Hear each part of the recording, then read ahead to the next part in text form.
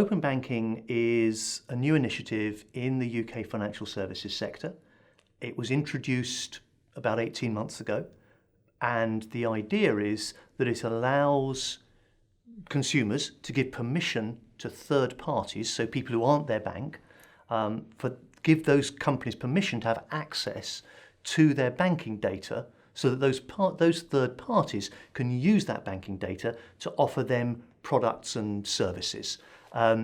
It's going to open up competition in the banking arena, and it has the potential anyway to really transform the banking landscape. The third parties would be, for example, an organisation, someone like Yolt, for example, in the UK, who want to put together all of your banking information, so all the information from your different banks, from all your different banking products, put those together in one place so that you can see all that information and take a view about your total financial picture, rather than needing to check into your bank app, then checking into your savings app, then checking into the bank app of perhaps a second bank. So you're looking at all those things in one place and seeing the whole picture. So that will be one example. I mean, there are lots and lots of other use cases. That's the term they use around open banking. Lots of other ways in which it could be used. So, for example, one of the third parties could be somebody who already provides price comparisons. So you go to one of these price comparison websites, say you wanted to look at products there. Rather than putting in your financial information to make that comparison as helpful as possible, you could plug that site into your bank information from your bank account, and they would then use that information to make the best recommendation for you in terms of a product or a service through the recommendation site. So that's another example. The main reason it's happening is because the Competition and Markets Authority, so the UK's competition regulator, was very keen to try and increase competition in the retail banking sector. They still feel that our relatively small number of big banks dominate the market too much, and they wanted to level the playing field. Australia have regulated. Canada are looking like they're going to follow suit. We know Hong Kong and Singapore are both looking at it pretty seriously. And certainly there are lots of countries in the world who are watching what's happening in the UK, who are looking at what the open banking implementation entity are doing, seeing how it rolls out, and thinking very seriously about adopting it.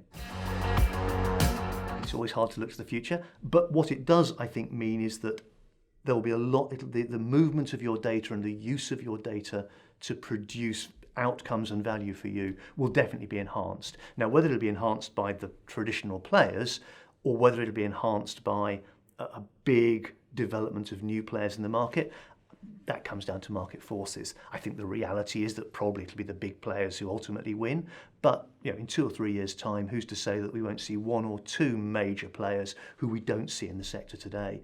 I mean, I guess the biggest potential there, if you want real disruption in the market, is imagine someone with the power of a Google or an Amazon wanted to get into banking, but didn't want to have all the hassle actually of having to look after your money and all of that kind of thing. They could build a front end which looked like a current account and just use the open banking APIs to connect to NatWest or Barclays or whomever it is currently your provider, and function like the front end, with somebody else just doing the back end of the background. So there is the potential for it to be really transformative. We haven't seen anybody actually moving in that space or in that way yet, but it's certainly a possibility. So for consumers, open banking, potentially anyway, means a whole raft of new products, new services, potentially even new providers. I mean, the most immediate and obvious one would be this idea of the aggregation app.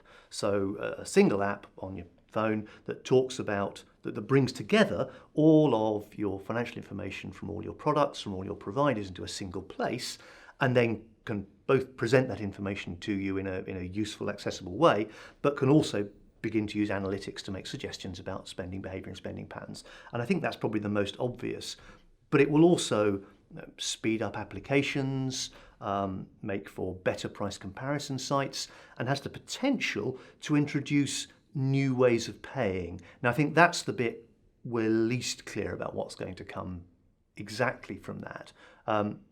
So what it means is that you can give a third party, somebody else, the right to take money directly from your account. That could be a friend, that could be a business, it could be a company you're buying something from.